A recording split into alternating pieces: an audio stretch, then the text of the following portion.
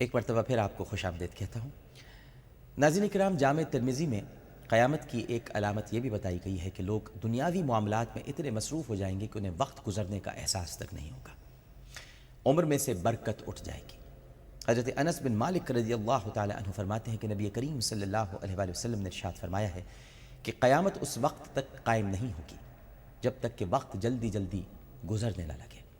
پھر اس کی تشریح فرمائی کہ ایک سال ایک ماہ کے برابر ہوگا، اور ایک ماہ ایک ہفتے کے برابر ہوگا، اور ایک ہفتہ ایک دن کے برابر ہوگا، اور ایک دن ایک گھڑی کے برابر ہوگا، اور ایک گھڑی ایک اس طرح سے گزر جائے گی کہ جس طرح آگ کا شعلہ یکا یک بھڑک کر ختم ہو جاتا ہے۔ اب آج بات بات پر وقت کی کمی کی شکایت کرنے والے کم عقلوں اور کم عقل انسانوں پر نبی کریم صلی اللہ علیہ وآلہ وسلم کی اس حدیث کی حقیقت کھل رہی ہے۔ آج ہر انسان، چاہے وہ مغرب میں بس رہا ہو یا مشرق میں، اس چیز کا کثرت سے مشاہدہ کر رہا ہے کہ وقت کی رفتار میں اچانک اضافہ ہو گیا ہے۔ ہم صبح اٹھتے ہیں اور جمائی لینے سے پہلے ہی شام ہو جاتی ہے۔ ہمارے پاس وقت کی اس قدر کمی ہو چکی ہے کہ ہمیں اپنے بیوی بچوں کے لیے بھی وقت نہیں ملتا۔ صدیاں سالوں میں تبدیل ہو چکی ہیں، سال مہینے کے برابر ہوتے جا رہے ہیں، اور مہینے دن بن گئے ہیں، اور دن چند گھنٹوں کا ہو چکا ہے۔ ہم حیرت سے دائیں بائیں دیکھتے ہیں اور خود سے سوال کرتے ہیں کہ ہماری نوجوانی اور ہمارا بچپن کہاں گیا؟ میں نے تو ابھی دنیا دیکھی ہی نہیں تھی، یہ بڑھاپا کہاں سے آ گیا؟ کوئی کہتا ہے کہ میرا بیٹا اس مہینے 17 سال کا ہو جائے گا، یہ اتنا بڑا کیسے ہو گیا؟ ابھی کل ہی کی تو بات ہے، جب میں نے اسے پہلی بار گود میں اٹھایا تھا تو اس نے اپنے چھوٹے سے ہاتھ میں میری انگلی تھام لی تھی۔ یہ اتنی جلدی کیسے بڑا ہو گیا؟ ایسے کئی سوال کئی ذہنوں میں اٹھتے ہیں، مگر کسی کے پاس ان سوالوں کا کوئی جواب نہیں۔ وقت کی رفتار میں تیزی یہ ہم سب کا اہم ترین ایشو ہے۔ ہم روز سوچتے ہیں کہ ہماری زندگی میں ایک ایسا وقت بھی تھا جب دن لمبے، مہینے طویل اور سال صدیوں کے برابر ہوتے تھے۔ ہم کام کر کر کے تھک جاتے تھے لیکن شام نہیں ہوتی تھی۔ شام ہوتی تھی تو رات اور شام کے درمیان وقت ٹھہر جاتا تھا۔ ہم بار بار وقت پوچھتے تھے، اور ہمارے بزرگ ہمیں بتاتے تھے کہ ابھی تو صرف 9 بجے، اور ہم کہتے تھے کہ ابھی صرف 9 ہی بجے۔ اور جب رات ہوتی تھی تو یہ رات ختم نہیں ہوتی تھی۔ ہم رات کے سناٹے میں کئی کئی بار جاگتے تھے، کئی کئی بار پانی پیتے تھے، اور کئی کئی گھنٹے دیواروں پر بنتی بگڑتی پرچھائیوں کو جن بھوت سمجھ کر ڈرتے رہتے تھے، لیکن رات ختم نہیں ہوتی تھی۔ صبح ہوتی تھی تو یہ بھی ایک لمبی صبح ہوتی تھی۔ ہم اس صبح میں نماز بھی پڑھتے تھے، مارننگ واک بھی کرتے تھے، نہاتے بھی تھے، انڈے پراٹھوں کا ناشتہ بھی کرتے تھے، اور پڑوسیوں کے بچوں کے ساتھ گپ شپ بھی کرتے تھے، لیکن اس کے باوجود اسکول جانے کا وقت نہیں ہوتا تھا۔ اسکول کا دورانیہ بھی لمبا ہوتا تھا۔ 40 منٹس کا پیریڈ 40 سال جتنا لمبا لگتا تھا۔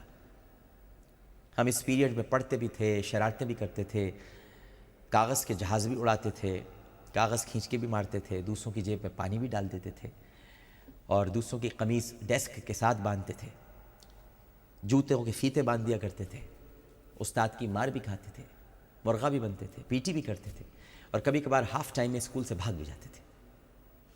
اسکول سے چھٹی کے بعد بھی ایک لمبا دن ہمارا منتظر ہوتا تھا، اور ہم دوپہر میں سو بھی جاتے تھے۔ شام کو گراؤنڈ میں کرکٹ اور ہاکی بھی کھیلتے تھے، دوسروں کے گھروں کے شیشے بھی توڑتے تھے، لوگوں کے گھروں میں تاک جھانک بھی کرتے تھے، اور گھر کا سودا سلف بھی لاتے تھے، سودے سے 4 پیسے بھی اڑاتے تھے، دوستوں کے ساتھ آئس کریم بھی کھاتے تھے، بازاروں میں گھومتے پھرتے بھی تھے، لائبریری سے کتابیں بھی چوری کرتے تھے، اور یہ کتابیں پڑھتے بھی تھے۔ رات کو ٹی وی پر ڈرامے بھی دیکھتے تھے، اور ابو جی کی مار بھی کھاتے تھے، لیکن دن مکمل نہیں ہوتا تھا۔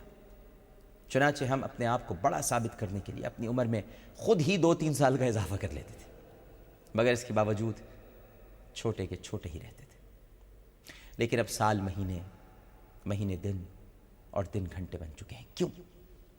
ہمارے پاس اس کیوں کا کوئی جواب نہیں، مگر ہمارے پیارے آقا حضرت محمد مصطفیٰ صلی اللہ علیہ وآلہ وسلم نے نہ صرف ہمیں یہی نہیں بتایا تھا کہ تمہاری عمر میں سے برکت اٹھ جائے گی، بلکہ یہ بھی فرمایا تھا کہ یہ ایک فتنے کے برپا ہونے کی علامت ہے، اور یہ فتنہ دجال کا فتنہ ہے۔ سنن ابن ماجہ میں نبی کریم صلی اللہ علیہ وآلہ وسلم کی یہ حدیث بیان ہوئی ہے کہ جب دجال دنیا میں آئے گا تو وہ اس تیزی سے پوری دنیا میں اس طرح پھر جائے گا جیسے زمین اس کے واسطے لپیٹ دی گئی ہو، جیسے مینڈے کی کھال لپیٹ دی جاتی ہے۔ اور زمین کے لپیٹ دیے جانے کی اصطلاح روحانیت میں بھی عام ہے۔ جس میں زمین سمٹ جاتی ہے اور زمان و مکان کے فاصلے مٹ جاتے ہیں. ایک قدم مشرق سے مغرب میں پہنچتا ہے تو دوسرا قدم شمال سے جنوب میں. اور وقت کے اعتبار سے زمین کے فاصلوں کا سمٹ جانا جدید سائنس سے بھی ثابت ہو گیا ہے. سائنسدان کہتے ہیں کہ زمین کے فاصلے دو چیزوں کی وجہ سے سمٹ سکتے ہیں: حرکت کی وجہ سے یعنی موشن، اور کشش ثقل کی وجہ سے یعنی گریویٹیشن. یہ دونوں چیزیں وقت پر اثر انداز ہوتی ہیں. یعنی اگر آپ 1000 کلومیٹر کا فاصلہ طے کرنا چاہتے ہیں اور وہ فاصلہ بذریعہ ٹرین 20 گھنٹوں میں طے ہوتا ہے تو بذریعہ ہوائی جہاز وہی فاصلہ 2 گھنٹوں میں طے ہو جائے گا. یعنی فاصلہ تو وہی ہے لیکن تیز حرکت وقت پر اثر انداز ہوتی ہے. اور گلوبلائزیشن کے اس دور میں جب دنیا فاسٹ ہو گئی ہے تو ایک مقام سے دوسرے مقام کے فاصلے بھی سمٹ گئے ہیں. دوسری شے کشش ثقل ہے جو کہ وقت پر کئی اعتبار سے اثر انداز ہوتی ہے. ان میں سے ایک وقت کا تھم جانا یا کسی اور سمت میں چلے جانا بھی ہے. اس کو ٹائم وارپ کہتے ہیں. اگر اس کشش ثقل کو ختم کر دیا جائے تو انسان خود ہی خود ہوا میں اڑنے لگے گا جیسا کہ خلا میں ہوتا ہے. سائنسدان کہتے ہیں کہ اگر انسان کشش ثقل کی قوت کو بطور توانائی استعمال کرنے کے قابل ہو جائے تو پھر اس کی رفتار ناقابل یقین ہو جائے گی. سائنسدان کہتے ہیں عین ممکن ہے کہ دجال جو کہ جدید سائنس سے واقف ہوگا یقیناً اسے کشش ثقل پر بھی بڑی برتری حاصل ہو جائے گی.